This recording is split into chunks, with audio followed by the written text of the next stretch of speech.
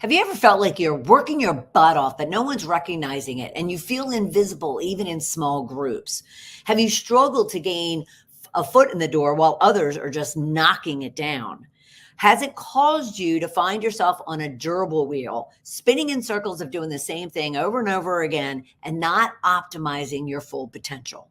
Well, our guest, Shilpa Kulshrestha, or better known as the game changing career coach, knows all about it and shares with us how important it is for you to believe in yourself and get out of the mundane, how to prioritize key relationships and change things so you are seen, heard, and recognized for your contribution, value, and worth.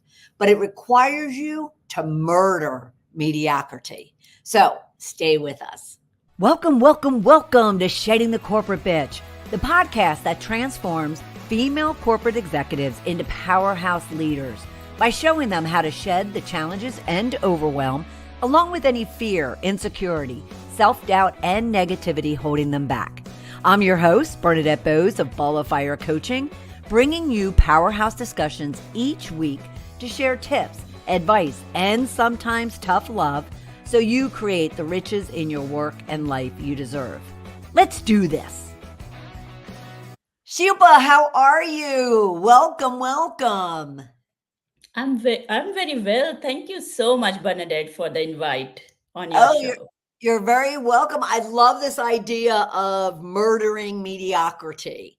So we're going to get into all of that because I think it's a critical subject that our viewers and listeners will want to learn about.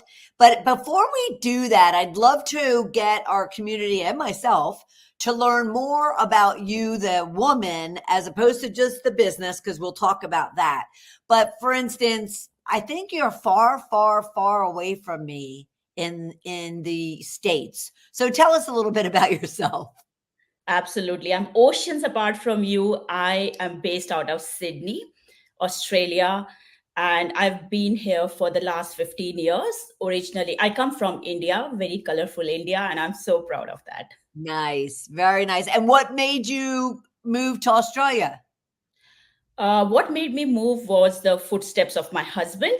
As it happens with most women, like you give up your already established career because your husband gets an opportunity, and he got a wonderful opportunity to start a company's business, Cognizant's business in Australia, and it was phenomenal. And then we thought it's great.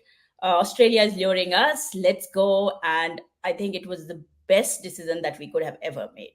Oh, that's fabulous. But I do have to say, not all women have to get up and move and follow their husband, because if they have a better job and a better opportunity for the family, then there needs to be some compromise, right? Absolutely not at all. And this is where the personal and professional conflict comes for us women. Uh, the reason I moved was right in the beginning of our marriage. Me and my husband had created this, you know, a grounding rule that we'll always be together. Either he will leave whatever he's doing to be with me, or I will leave, but we'll never stay apart. And it came out of it. There's no regret. Yes, there were challenges. I wouldn't deny that. I would be Yeah. lying if I say, but yes, Yeah. it was worth What it. a great rule or foundation of your relationship to have. That's fabulous. Fabulous. Being single myself, yes, but yes, that's wonderful. Now, let's work our way into the whole idea of mediocrity. How do you view it, and what are you seeing as the challenges with professionals when it comes to them being or maybe performing in a very mediocre way? Right. So, what I mean by mediocrity, Bernadette, is we are working below our potential. We become part of the average game. And it is not that we are average, we are mediocres. Like, it has nothing to do with a person. But all of us, we start with this fire in the belly, with these dreams. We join the corporate world, and we have dreams to go to the top. We hear about this glass ceiling, we want to break it. And as we go through the journey of life, because a lot of things come in, and you're single, so my life isn't as simple as you. It gets complicated, especially when marriage comes into picture, when you have kids, when you have multiple priorities, when you are moving cities, countries. And in this process, somewhere it is possible that you become prey to the average game, you become prey to mediocrity. uh, Mm, and that just means that you pick up a rhythm where you're not at your best. It is a rhythm where you are probably just somehow sustaining, you're you're delivering whatever is expected out of you, but you have forgotten to go above and beyond. And it right, does show you in terms of the results that you're getting, the reward, the recognition, the money that you are making, the designation. You know it, but you keep brushing the feeling under the carpet because somehow things are going on, and that going on attachment to that keeps you in that mediocre zone. right. Well, I've been there, but I've been there feeling as if I'm just on this durable wheel of doing the same things over and over and over again. And I know there's stuff out there outside that durable wheel. And yet I just felt more comfortable with this mundane, what you're saying is not mediocre or is mediocre type of pace to my life. And this is going back like 13, 14 years. And it was quite detrimental in all aspects of my life, not even just professionally, but personally. So let's break mediocrity down, though. So you're not saying individuals are lazy, or they're not trying, or they're not working hard, or what would it look like in someone? What it would look like is being caught up in a hamster wheel. That's what it is. Like, it's going on and on. Every day you get up, you get ready, and you go to your workplace. You're working hard, you're sincere, you're dedicated, you do whatever is given to you. But somewhere, you don't do more, the more which will take us to the next level. And sometimes you jump a little bit, you get the next level, but that mediocre tone is going on. Right, And I really want to make sure that it is not a dent in your sincerity at all. It's not. Just that you've become comfortable with a certain pace, and it is not your best pace. You can do right, so much more than that. So if I go back to my life, because of circumstances, like I did really well in my in my education. I've got lots of degrees, and that's where I thought, yes, I'm set for the world. Enter the corporate workplace, and I did really well to start with. Got notice, came to be known as somebody who had a Midas touch. Got back-to-back outstanding ratings. Twice was picked up on the spot for interviews to start the very next day. It doesn't happen. Processes, there are systems. Twice was picked up. But then finally, I was handpicked to be at a place where I had to rub shoulders with people who are 4 levels above me, CXO -1 stakeholders. And that was, Bernadette, where my downfall started. Difficult. So that's why I'm saying it's nothing to do with an individual. It is sometimes about the situation, right. circumstances. I got caught up in a difficult place where there was politics. I had not seen that level of politics ever before. I had not seen people fighting, like I'd never seen that before at that level. I was in a pretty safe place before that. Right. And I had managers who love taking, who love to shine. And somewhere in all this, I got lost. I just didn't know how to deal with it. I kept saying politics is not my cup of tea. I didn't realize it was not about politics. It was my own capability to navigate my workplace. It was my responsibility.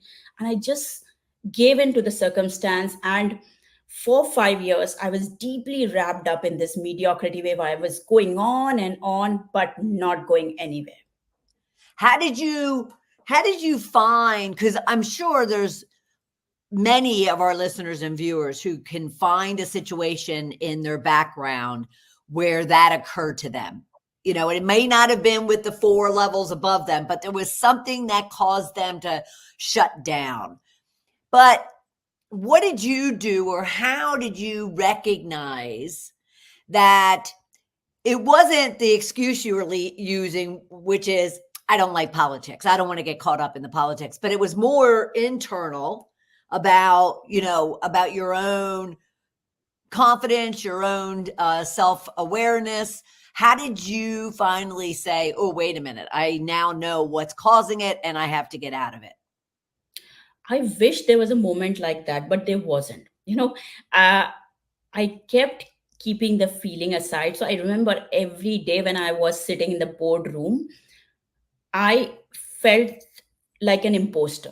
I felt I'm the least learned of these people. I felt that, one day this all will finish, and these guys have no idea about that. I am clueless at this point, sitting in the meeting about what I have to do. So I treated myself as somebody who was the least, and I treated like this for years. So I got caught up in that mind frame, and I just didn't know what was happening. I didn't even know the word mediocre. It was 5 years back. My company said, so this imposter syndrome, mediocrity, it can go on till the date of retirement. But I was Sure. lucky that my company came and said, Shilpa, enough of your game. We don't need you any longer. And that passed the signal to me that I have fallen down from an outstanding performer in the corporate, Mhm. somebody that people looked up to, somebody who was handpicked for such amazing things. Many times in life, I've fallen down to my deepest, darkest levels. I left the corporate workplace, and it happened that way for me. And then I started learning from the best brains. Then I started working with my coaches to figure out what happened to me. How did I get so much wrapped into mediocrity that I didn't even see, except the feeling that I'm not at my best. That feeling was there consistently in those 5 years. I wouldn't say it wasn't there, but it wasn't to that extent that I saw all this coming. Right. It just came. So wait, the feeling was already there. So you, I pick up on words. So the feeling was already there. What prevented you from acknowledging the feeling and kind of like doing something about it then versus it perpetuating? Yeah. So feeling was there where I felt small. I felt that I wasn't contributing significantly enough. But I think what came in my way was my ego. You know, I'd seen myself as somebody whom not only my workplace, the whole city that I come from, the town that I come from, they looked up to me. And I was caught up in that illusion of Shilpa that I was. And my ego couldn't let me acknowledge the fact that I need to do something different. So, Uh, that's where I was caught up. And I'm so happy that I got that jolt where, uh, yes, that was a very difficult moment, but somebody shook me up and said, you know what? Nobody needs you. right. You are in a place where you are probably become worthless. And Yeah. that is where I woke up. Right. Okay. So recognizing, well, I also want to ask you about this, but recognizing that it took that big shift, that big, we don't need you anymore. But what could people do? What could our listeners and viewers do proactively to really kind of understand whether or not they're performing at their best, or and mentally, emotionally, spiritually, all of it? What could they be doing to where they don't get to the point? Because your story is my story. And Yeah. so I wouldn't want anybody to get to my point either. So what would you suggest someone to do? Absolutely. And this is the mission I'm on, like murdering mediocrity, recognize it before it reaches that level. So if you are sitting there feeling that I'm not working up to my potential, and potential is a word which is thrown around, sometimes we just don't understand what it means. But I'm not feeling good. I'm not feeling tall as I enter my workplace. I'm not feeling uh, that I have got that level of voice that I should have when I am sitting in the meeting rooms. When I don't see the respect in the eyes of the people around, the same respect that I was seeing. And I'm somebody who goes a lot by intuition. So I can see in the eyes, I'm sure everybody can, if you look. So in the other people's eyes, and also in the mirror, this is something which I honestly believe in. Our eyes don't lie. So I would say every single day, get up and look in the mirror and ask yourself, am I at my best? You'll get the answer.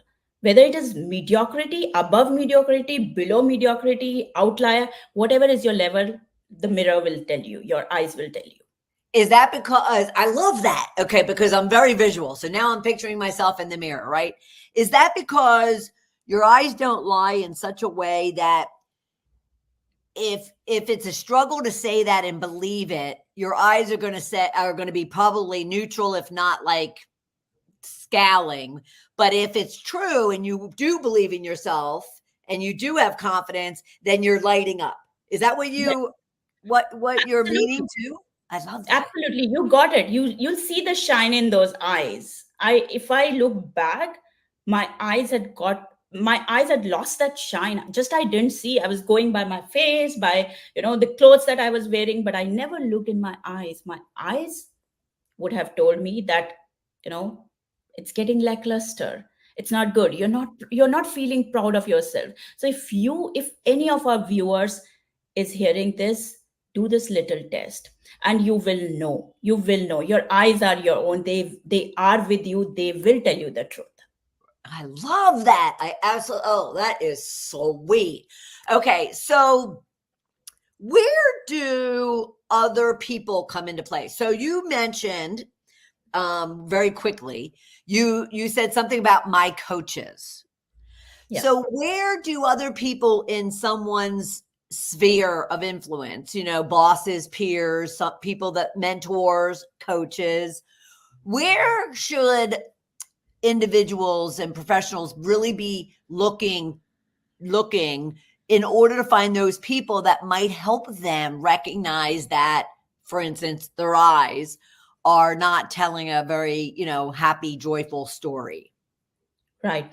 So I think it is not I think, I believe it is our responsibility as an individual to find a sounding board.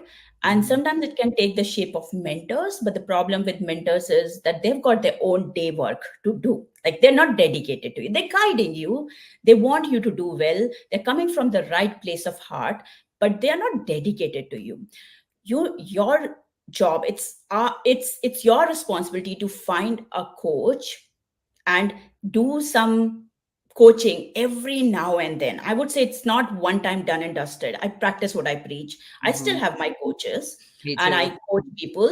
um, so you find anybody that you align with, somebody you feel that you have got a cultural alignment, who knows the pain that you're coming from, who has been through that kind of a situation. Anybody that you align with, and take that person as a coach, and every few months work on yourself. And obviously in this space, the bosses, your peers, they all come into place. And for that, I would just say, create a shared vision with everyone that you're working with, whether it is your somebody reporting to you, whether it is your peers, or whether it is your bosses, 4 levels up. Create shared vision, because when you create a shared vision, then you have somebody else's feet in that vision. And it is great because with every person you are moving forward. I had no Right. clue about it at that point, but now this is what I suggest to people. It is not about blaming that my boss is not supporting or there's politics. Just go head on it. As the king or queen of your territory, you need to know how to navigate it. You need to know there's no shortcut to it. It is Right. everybody's cup of tea, and you can be as simple as you are, but you need to do that. And shared vision is an amazing way to get there. Okay, so let's break that down because some of our viewers and listeners may not be familiar with a shared vision of their own versus the vision of the company. So help us understand and break that down as far as what is it, whose vision is it, and then how do they go about kind of distributing it? Yes, absolutely. So it's let's keep it apart from the vision of the company. A lot of people are on that, they're doing an amazing job, your company is doing amazing. Now every single entity that you interact with in the workplace, you're doing something with them. Either it is a project that you're working on, it is a program, it is a deal. Based on that, you create a shared vision, and it changes with time, right? Whatever piece of work you're working with, just create a vision and then work together on that.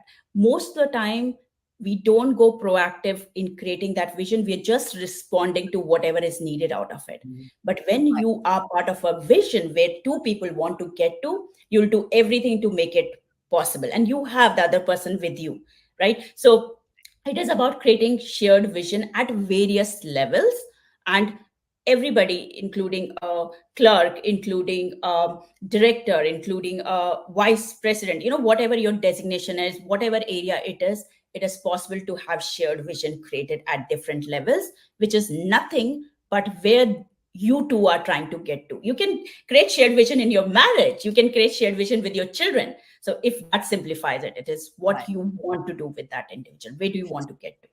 Okay, so I want to paint it visually for myself. So if I wanted to create a shared vision with you, we're working together on a project, and we both want to be successful in this project. Are we sitting down and are we kind of defining, okay, what is it, Shilpa, you want? This is what I want to accomplish. This is, where I think we both can work together, where we can work separately, what challenges there might be, and here are how we're going to measure whether we're being successful. Is that the vision you're talking about?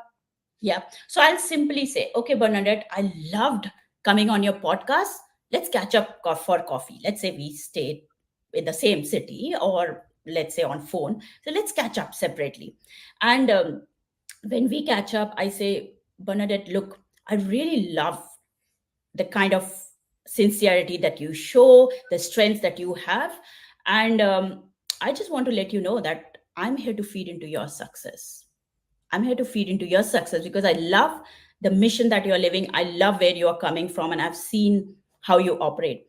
So tell me, what is it that you're wanting to get to, and whatever I can do from my side, I would love to help or put my my whatever 2 cents into that. So you will talk to me, Bernadette, about this is where I'm trying to get to, and I say, okay, that's a great mission, let us do something. Let us invite these people, because you have got the same story as mine.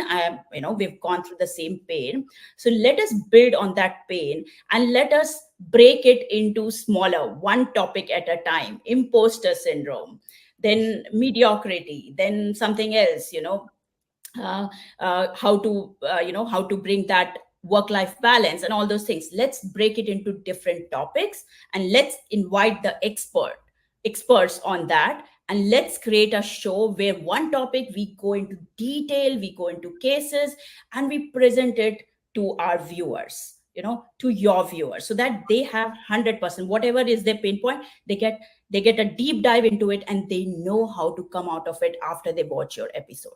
Yeah. So in this case, Bernadette, I am seeing where you're coming from, and I am bringing my experience and my knowledge to create something amazing for you. Nice, nice, nice. And there's some win-win for you as well in it as well, right? Absolutely. Yeah. Absolutely. As I said, I feed into your success. It automatically means that success comes back to me, right? So you give and you get more than what you give. Always it is the case. Right. I love that. Oh, you are just full of great stuff, Shilpa, but we're not done yet. All right. So how does one really murder mediocrity? What can they really do? And I love your whole platform around creating a powerful, euphoric career. That's more than just saying a great career. I mean, euphoric career. What are those things you help others to do to murder mediocrity? What do I help them do is about a deep dive within themselves. The same deep dive that I did in 2018, because that just woke me up. That told me what my strengths are. So I take them through a deep dive where they understand why is it that they are not able to get that promotion? Why is it that they are not able to attract a new job? Why is it that they do not have uh, great professional relationships at the workplace? Why is it that they have lost their voice over the years? So that deep dive enables them to understand what is coming in the way.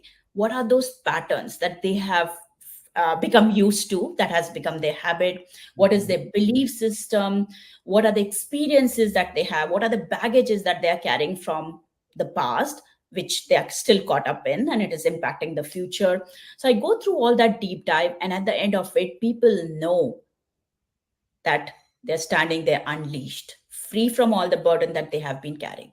And when they reach that state, and then it is about inviting the new things. Okay, what got us here is not going to get us there. So we have got rid of whatever was extra, whatever we had picked up during the journey, and let's now invite, based on where we want to go, based on our vision, what is it that we need? So then helping them embrace those new things. And I feel um, relationships go a long way in that whole, adopting the new pieces, because beyond a certain stage in the corporate, it is not about how well you do. You are expected to do well. That's the Right. minimum. That's a Right. basic expectation.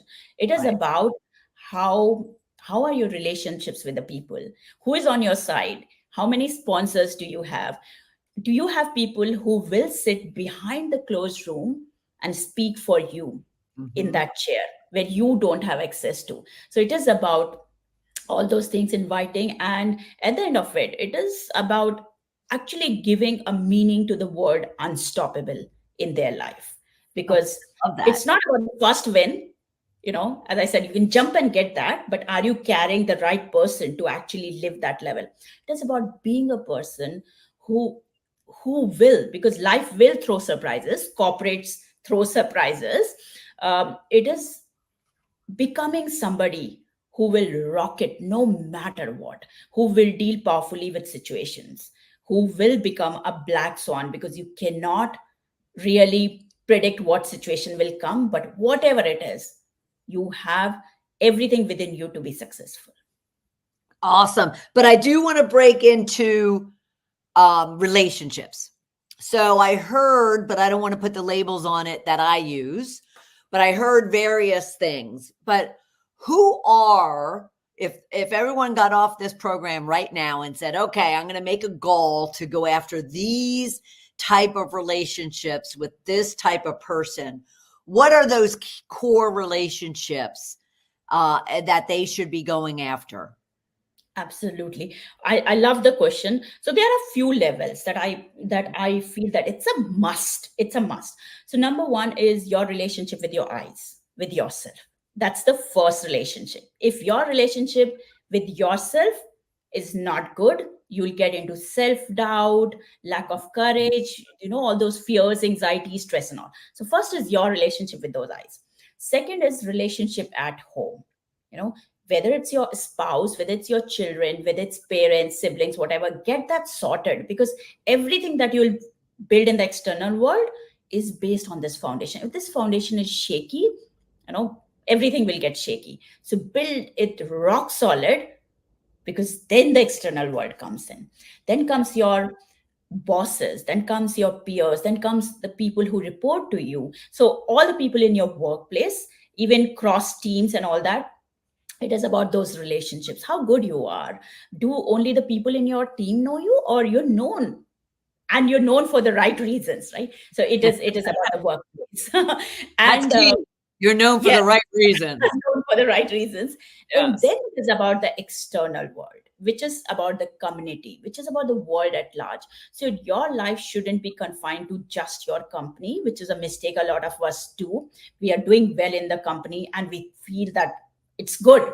It's not good. It's good enough. And you do not want to live your life as good enough. So go beyond. Leverage platforms like LinkedIn, whatever you choose. I love LinkedIn, so it's like it's the first name that comes on my mind. But leverage those platforms. They are free.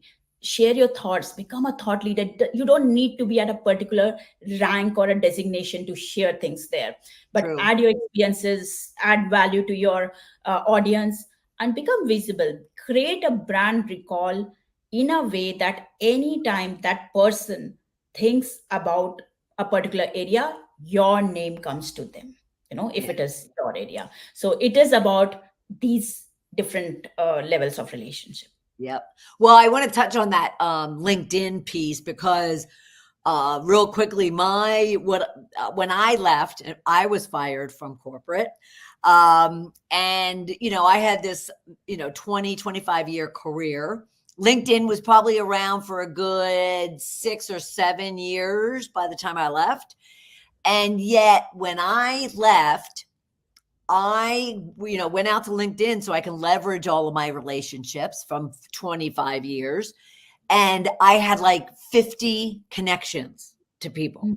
Whereas I should have had like, at least from very influential people that I had worked with over the years, I should have had at least 500 that I could literally tap into, and they would be these relationships you're talking about. So I love your tip around making sure that you're building relationships and leveraging things like LinkedIn.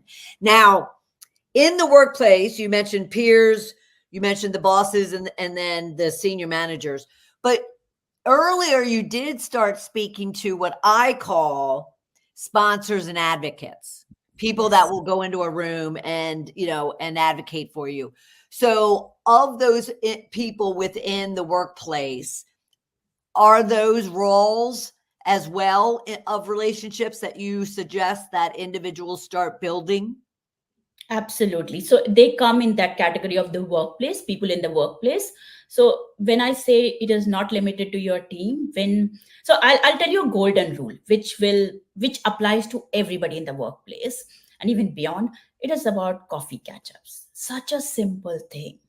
And I suggest, no matter how busy you are, pick up a day.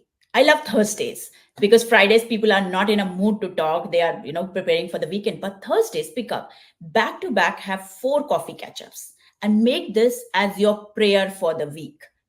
This is you're meeting somebody new, 4 back to back coffee catch ups, and there's no agenda. You're not there to, when we say the word leverage, it is about we are taking something from. No, you're not taking anything, right? It is just, you're just talking, and you can literally say, oh, I've seen you on my floor number of times, and I've heard a few conversation. I really love the way you carry yourself, and you seem like an interesting person. I thought I'll go and I'll, know more about your work, and maybe, because we sit on the same floor. So you can say to people who are not part of your team. You can even say to leaders that you admire. And I have done it. Like, this is something which I did to a very small extent, and leaders did respond. They did come to those coffee catch up. It is our own doubt whether this person will respond. How will they say? What if they say no? Be ready for no's, because we grow in those moments of no's, right? Absolutely. So catch ups is the mantra. I love that. I absolutely love that. And you're right. I mean, who cares? No's a 2-letter word. Yeah. Who cares? Move on. Somebody will say yes. And at the same time, what I also learned from a sales perspective too is no doesn't mean no. It just means this isn't a good time. Yes. You're spot on. I'll throw that out there too. This has been great. Do you have one last tip or piece of advice for our viewers and listeners? One last piece of advice. Look, what I would say, it is not about, usually when we are working, we make it about what we do between 9 to 5. But it is not about that time. It is what you do between 5 to 9 is what takes your career to the next level. So focus on that. Focus on literally, get into an observer mode to see, what do you do? Do you waste all the time after you have done your day job, or are you focusing on creating the future that is in your mind? So 5 to 9 is the golden time. Damn, love that, Shilpa. Love that. I've never really thought about it that way, but that is absolutely spot on. Thank you so much. This has been we could have talked forever. This has been just a wealth of information, and I so appreciate you giving us your time. Thank you so much. And I'm really honored that you invited me. And I hope this episode is useful for your audience. Thank you so much. Absolutely, it is. No doubt. No doubt. No doubt about that. Thank you so much. I absolutely loved this conversation with Shilpa Kulshrestha of Scintillate, all around how you need to murder the mediocrity that might be just holding you back, causing great frustration, and making you really kind of dislike getting up every day and going into work. And she brought up such powerful, not only her own personal stories, but tips and strategies and experiences her clients even have had and how she's helped them overcome them. So I absolutely enjoyed this. I wonder what you took away from it. And then if you have any questions or you have challenges with yourself or a team member or your team when it comes to really murdering mediocrity or more so, then feel free to book a call with me and let's talk about it. Go to coachmebernadette.com/discovery call. You are not alone. We are here together and we're here to make you a powerhouse leader. So I'm honored that you were with us this week and I'll look forward to having you for another episode. Take care, everyone. Bye.